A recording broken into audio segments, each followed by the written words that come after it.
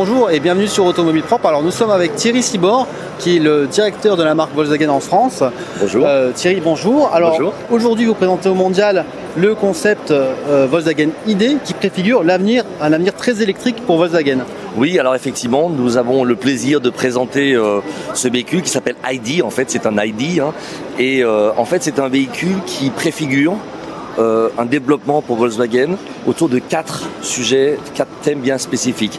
D'abord, un véhicule 100% électrique. Ça sera le premier véhicule de la gamme, la gamme Volkswagen qui sera conçu sur la nouvelle plateforme 100% électrique. Donc ça, c'est le premier élément. Le deuxième élément, ce sera un véhicule qui sera potentiellement tout à fait autonome, 100% autonome. Ça veut dire qui se conduit tout seul, tellement autonome que quand le véhicule sera dans ce mode-là, il n'y aura plus de volant. Le volant rentrera dans le tableau de bord, donc ça c'est le deuxième point. Le troisième élément, c'est un véhicule qui sera totalement connecté, et donc connecté avec des éléments digitaux bien évidemment, et qui permettra donc d'offrir des services qui n'existent pas aujourd'hui. Un exemple un peu concret, c'est qu'à partir du véhicule, vous pourrez commander votre maison, le chauffage, l'ouverture de la porte, l'électricité, un certain nombre de choses comme ça.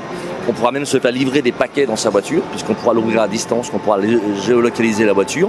Et puis le dernier élément, ça sera un véhicule qui sera complètement personnalisable, un petit peu comme un smartphone. Aujourd'hui, les smartphones sont complètement personnalisables. On met les applications qu'on veut, on met les photos qu'on veut, les vidéos qu'on veut, on fait tout ça. Et donc ça sera aussi disponible sur le véhicule ID. Alors, on parle d'une commercialisation en 2020. Oui. Est-ce que c'est pas un peu tard par rapport aux concurrents? Alors, sur la commercialisation 2020, c'est la commercialisation sur tout le package que je viens de vous proposer, de vous expliquer. En fait, ça ne nous empêche pas de bouger actuellement. Nous avons déjà des véhicules électriques qui existent et sur lesquels on va continuer à travailler pour améliorer les performances, pour améliorer l'autonomie, pour améliorer les éléments technologiques de ces véhicules.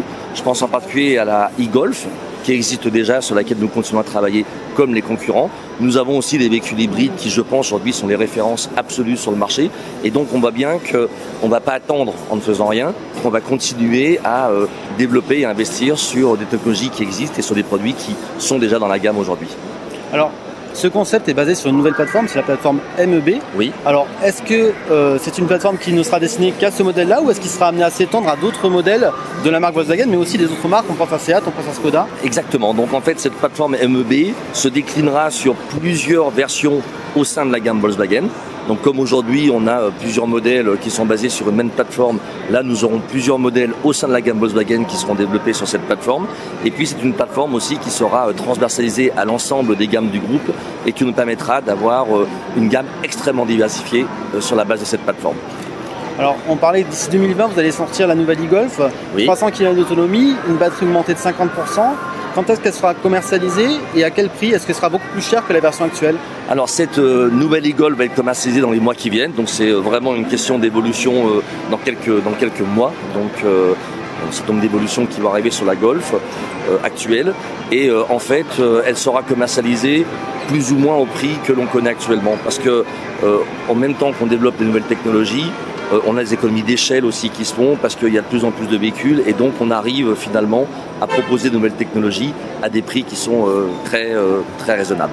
Alors, la petite e-Up a aussi été rafraîchie, une nouvelle version. Alors par contre, la batterie est pour l'instant identique. Est-ce qu'il y a aussi un projet de faire évoluer la batterie de la e-Up? Alors non, pas sur la e-Up. On fera certainement évoluer au gré des évolutions qui pourront arriver sur les batteries, mais le produit en tant que tel n'a pas pour vocation à évoluer de manière significative. Sur l'hybride rechargeable, on a la Volkswagen Golf GTE, la Passat GTE. Le Tiguan GTE sera le troisième modèle. Quand est-ce qu'il sortira? Alors le Tiguan GTE est un concept car qui a été présenté. Il y a encore des réflexions aujourd'hui sur est-ce qu'il sera commercialisé ou non et s'il est commercialisé à quelle date. Parce que en fait nous sommes assez convaincus aujourd'hui que la vraie évolution de l'automobile, ça sera le véhicule 100% électrique et donc il faut faire les investissements aux bons endroits. Donc c'est la raison pour laquelle cette réflexion est en cours actuellement. Parce que l'objectif de Volkswagen, on rappelle, c'est 1 million de voitures électriques par an à partir de 2025. C'est exact, de voitures 100% électriques. Avec un lancement d'une vingtaine de modèles. Une vingtaine de modèles au sein du groupe Volkswagen. Et quand vous parlez de modèles électriques, c'est électrique plus hybride rechargeable? Alors, quand on parle des 20 modèles, c'est effectivement électrique plus hybride rechargeable, mais on sent bien que progressivement avec le temps, les véhicules 100% électriques vont prendre le pas sur les véhicules hybrides rechargeables. Alors, Volkswagen, hier en conférence de presse, disait on a pour ambition avec l'ID Concept de concurrencer Tesla. La question, c'est Tesla, c'est une super voiture, mais c'est aussi un super réseau de charge avec des superchargeurs. Alors, est-ce qu'il y a une réflexion de Volkswagen sur des superstations avec des chargeurs qui vont faire 150 kW en combo? Alors, en fait, il y a une réflexion globale sur les chargeurs qui n'est pas spécifique à Volkswagen, d'ailleurs, qui est liée au développement du marché du véhicule électrique au sens large. Et donc là-dessus, effectivement, il y a des réflexions. Est-ce que ce sera le même système que celui de Tesla actuellement? Je ne le pense pas. Je pense que beaucoup de choses vont évoluer par rapport au système de charge. La seule chose qu'on sait, c'est qu'il faut rendre plus de charges disponibles pour le client et donc avoir un maillage des solutions de recharge qui est important. Et puis deuxièmement, on fera bien sûr des solutions de recharge rapides qui permettent en 30 minutes de pouvoir recharger tout ou partie de son véhicule. Important. Merci beaucoup Thierry Cibord. On suivra l'actualité de Volkswagen à suivre sur Automobile Propre. Merci. Merci beaucoup.